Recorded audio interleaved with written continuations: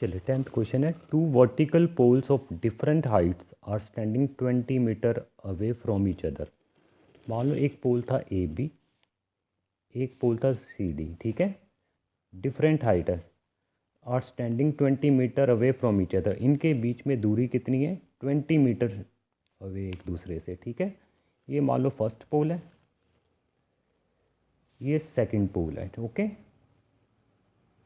Okay. The angle of elevation of the top of the first pole, top of the first pole ये होगा, कहाँ से देखें? From the foot of the second pole, foot of second pole ये होगा। यहाँ से मैं देख रहा हूँ, डी से देख रहा हूँ फर्स्ट पोल के टॉप को, तो एंगल बन रहा है 60 डिग्री, ओके। सो आप ये 60 डिग्री बना देंगे, that angle is 60 degree, okay. अब दूसरी सिचुएशन में क्या बोल रहा है? And the angle of elevation of top of second pole, top of second pole C होगा ना सेकंड पोल का, from the foot of the first pole, first pole का फुट ये था, यहाँ से इसको देख रहा हूँ तो ये एंगल कितना बन रहा है? 30 डिग्री, ओके। सो ये एंगल आपके पास है 30 डिग्री। अब आपको निकालना क्या है? Find the difference between the heights of two poles, दोनों पोल्स की हाइट का डिफरेंस कितना है, ठीक है। चले आए समझे। चलो मान लो इसकी हाइट क्या है?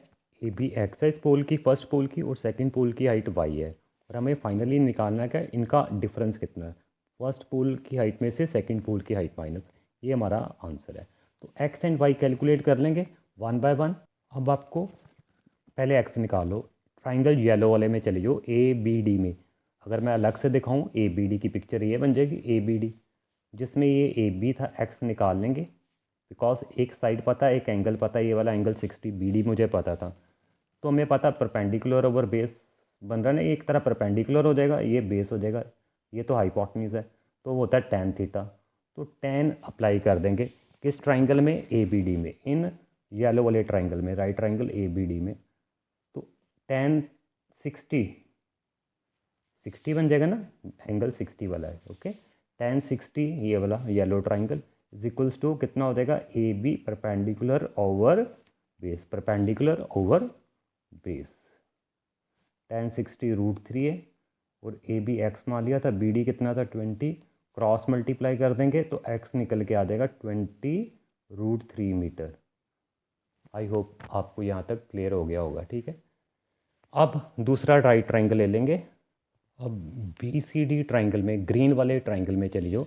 अगर मैं अलग से दिखाऊँ, बी सी डी, जिसमें एंगल था 30 और ये वाई था और ये 20 था, ये परपेंडिकुलर है, ये बेस है। बी सी डी ट्राइंगल में C D by B D लगाएंगे तो tan बन जाएगा। tan 30 की बात करूँ, perpendicular over base, tan 30 is equals to perpendicular over base C D by B D, ठीक है।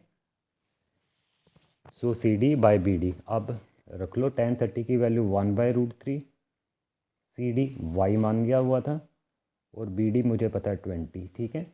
यहाँ से y कितना आ जाएगा? क्रॉस मल्टीप्लाई कर दो, √3y इक्वल टू 20, तो y आ जाएगा 20/√3। अब क्वेश्चन में पूछा गया था, इन दोनों पोल की डिफरेंस ऑफ हाइट्स पूछी थी। So difference of height is x minus y, ठीक है ना। आई होप सबको क्लियर है, x minus Y.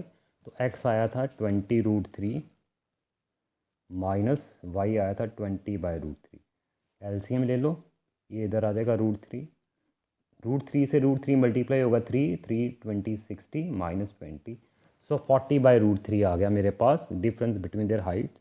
But rationalize होना चाहिए डिनोमिनेटर, √3 ऊपर नीचे मल्टीप्लाई कर लो, denominator should be rational, upon में 3। पर उसने एग्जामिनर ने √3 की वैल्यू दी हुई है, मतलब √3 की वैल्यू रखने को बोल रहा है, ठीक है। तो आप √3 की वैल्यू 1.73 दी हुई है, वो रख देंगे 1.73 अपॉन में 3, मल्टीप्लाई करके आंसर भी। सो मल्टीप्लाई कर दोगे आपके पास आ जाएगा 69.20 अपॉन 3, और 3 से डिवाइड करो, 3 2 ज़ा 3 3 ज़ा 0.0 पे जाएगा, फिर 6, सो 23.06 यूनिट डाल देंगे metre. That is the difference of their heights. I hope सबको क्लियर है। चलिए नेक्स्ट क्वेश्चन। चलिए और वाला क्वेश्चन था, लिखा है कि 1.7 metre tall boy is standing on a horizontal ground 50 metre away from a building. मान लो ये बिल्डिंग थी, A B is a building, ठीक है, बिल्डिंग, ठीक है। और ये बॉय था, सी डी मान लो बॉय था, ये बॉय है जिसकी हाइट आपको गिवन है 1.7 metre, 1.7, tall standing on a horizontal ground 50 metre away from the building. और ये डिस्टेंस कितना दिया हुआ है बिल्डिंग से, 50 मीटर दूरी से पे है, ठीक है। अब आगे लिखा था angle of elevation of top of the building from his eyes. Eyes तो यहाँ पे होगी ना बॉय की, तो यहाँ से देख रहा है, पहले तो हॉरिजेंटल खींचेंगे, यहाँ से देख रहा आइज़ बॉय की यहाँ पे है, यहाँ से देख रहा है टॉप ऑफ द बिल्डिंग को, तो एंगल कितना बन रहा है, दैट इज़ 60 डिग्री, ओके। सी से देख रहा है आइज़ यहाँ पे, ये एंगल बन रहा है 60 डिग्री। और आपको निकालना क्या, calculate the height of the building. Height of building मतलब आपको ये ग्रीन पूरी निकालनी है, okay, this one height of building निकालनी है आपको। ए बी आपको कैलकुलेट करना है। सो ए बी बिल्डिंग निकालनी थी, बी डी कितना है 50, सी डी कितना, वन बॉय की हाइट 1.5।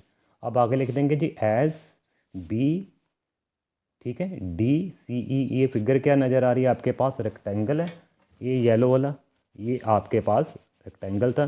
तो सबको पता है रेक्टेंगल की अपोजिट साइड से इक्वल है, ये 50 है, तो सी ई बी कितनी आ जाएगी 50, तो बी ई कितनी आ जाएगी, जितना सी डी था 1.5, तो अपोजिट साइड ये इक्वल होगी, ये 50 हो जाएगी, और यहाँ तक कितना हो जाएगा 1.7 लिख देंगे, ठीक है।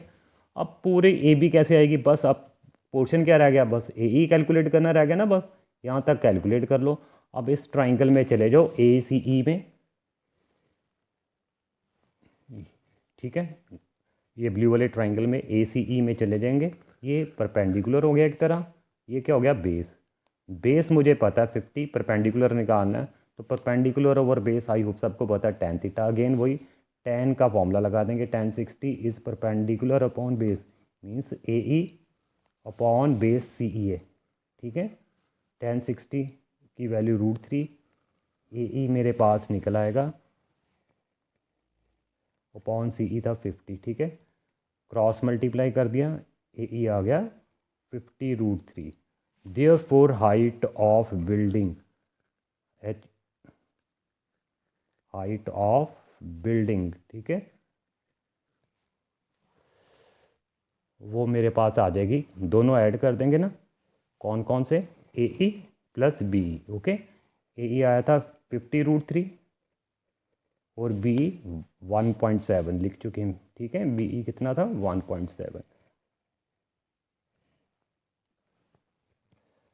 और कुल मिला के कितना हो जाएगा, √3 की वैल्यू क्वेश्चन में दी हुई थी, 1.73 यूज़ करने को बोल रहा था, यहाँ पे वैल्यू रख दो 1.73 प्लस 1.7, और ये ऐड अप कर लो, ये आ जाएगा आपके पास 86.50 प्लस 1.7, दोनों ऐड करेंगे ये आ जाएंगे 88.2 मीटर्स, जिन्हें डाल देंगे 88.2 मीटर्स।